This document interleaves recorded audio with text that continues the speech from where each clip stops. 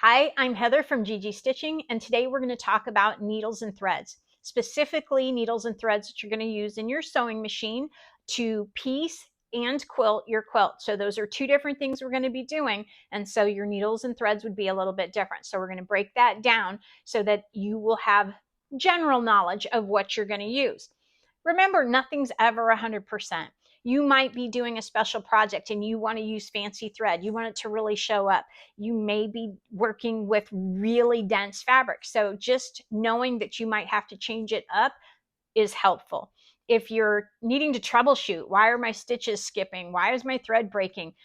The answer could be in the type of thread you're using or even what needle you're using in your sewing machine. So that's why we're going to talk about the general use that we're going to be using. So let's talk about piecing first. When we're piecing, we're sewing two pieces of fabric together that we've cut up to put them together into a block shape. And so we're typically sewing through 100% cotton, 2 layers.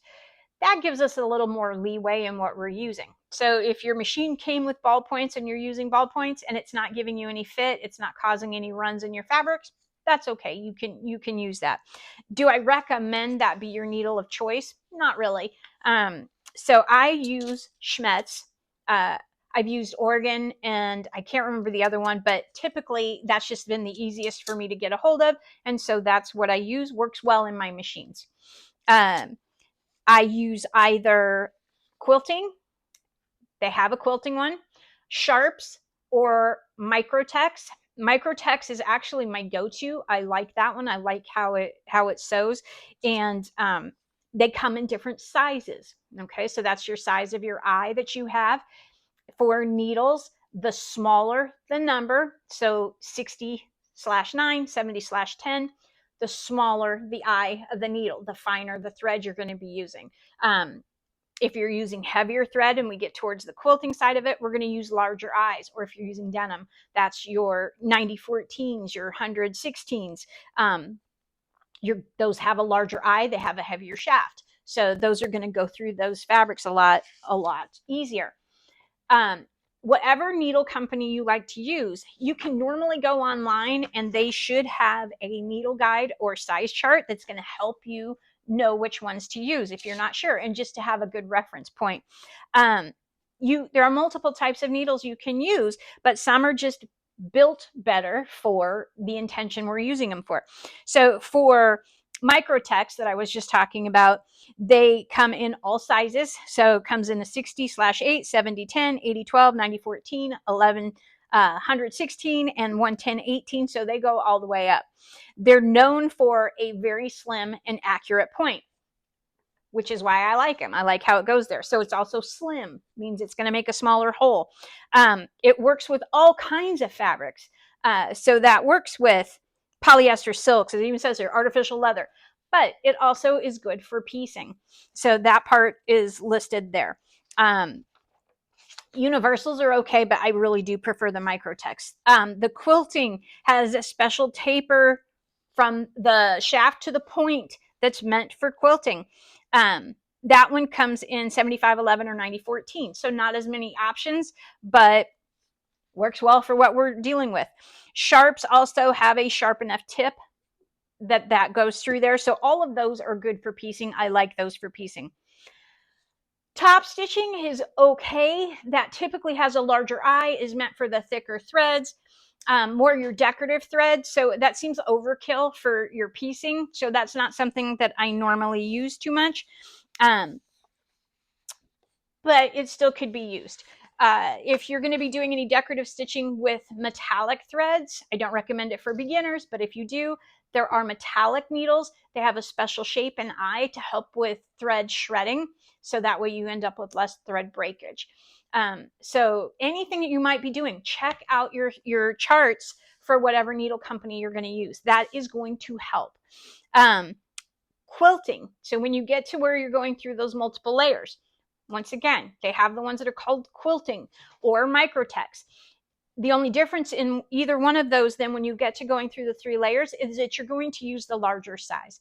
So by that, I personally would not use anything less than a 90/14 usually. And so, like I said, nothing is ever 100%. There might be a specialty fabric that you're going through and you're not using much batting and it's really thin. You might get away with an 80-12 in a smaller hole. Practice with it and see which one you like. But those are your needles. If you have any questions, put it in the comments and I will go back to it. Threads. Same thing with threads. Threads, you can use all different types of threads. There's all kinds, and what do I use? There are different weights, and they are meant for different things. So those are something that you want to pay attention to. If there's a certain thread that you like to use or want to use, you should be able to go on their website and find a chart to see what they recommend for needles and all of that. I've printed off one here from Superior Threads. I use theirs a lot in quilting. I also printed one off for Aurifil. So the main thing about thread, and you're going to get people that are just like always 100% cotton. Personally, I mean, I want good thread. I don't want things to fall apart. But if you have thread, use it. You know, just use it, but know what you've got. If somebody has given you thread and it's really old and it breaks and it's brittle, don't use it. You're just not going to be happy with the overall finished product, and it's probably going to fall apart or stitches are going to break much sooner than if you used good thread. You'll hear me say in other videos that if you have fabric that you don't know where it came from and you want to use it, use it. Definitely. There's a difference still, though, between your thread and your fabric, because if your thread is brittle and the stitches are going to pop, your quilt's going to fall apart. So try to pick decent thread. Weight is going to be a difference. And so when I say that, how thick your thread is can make a difference in how thick your seams are. I know it doesn't seem like much, but it does add up. So for example, if you were doing a log cabin quilt that has 20 seams in one block, if you're using really thick thread and it makes your seam short, there's no way the block is going to end up the proper size. And you don't need all that bulk in your seams. So when we're piecing, okay, piecing being the key word, we're going to be using a 50 weight or a 60 weight. I mean, typically, so that's usually what I like to use. Now here's the nice thing. So the industry, I don't know why they do this. Remember, we talked about the size of the needle and the eye, and that the smaller the number, the smaller the needle, the thinner, the smaller the eye. Thread works the opposite. So the smaller the number, the thicker the thread. So the smaller the weight, if like you're using a 10 or a 12, that's going to be pretty thick. The bigger the number, the finer the thread. So the 50 and 60 weight gets a little finer. And then, of course, when you get up into, oh gosh, there's some that's even 100 weight. That's, just, you don't want to use that. That's a little too fine for what we're doing. But that would be really, really fine.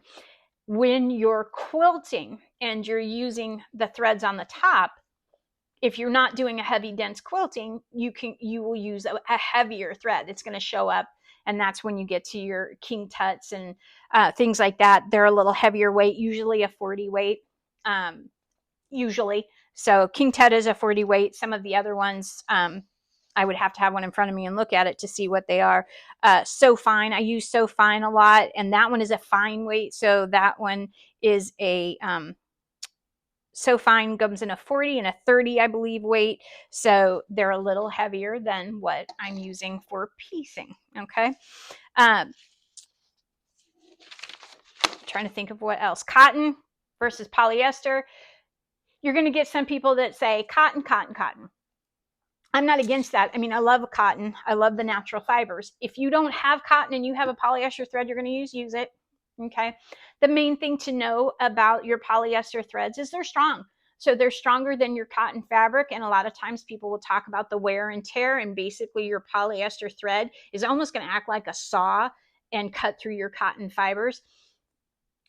Depending on what you're using, how often you wash it, if it's meant to be an heirloom hanging on the wall, but you want that shiny thread, use it. Just know that it's pretty strong.